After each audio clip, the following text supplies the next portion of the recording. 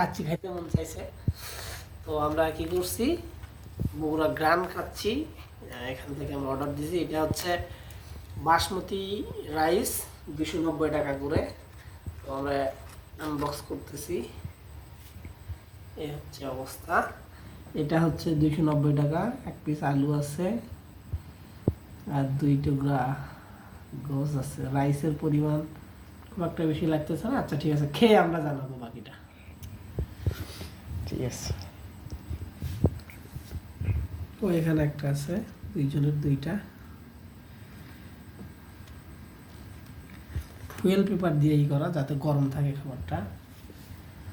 এই আর এখন যদি আমি আমারটা একটু, আরে বাপরে আলু দিছে।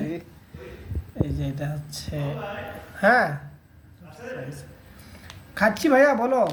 টাকা ছিল কি সেদিনে আসল কি আছে কোন টাকা? হ্যাঁ দেবো নি, দাঁড়াও দেবো নি। বাইরে না একটু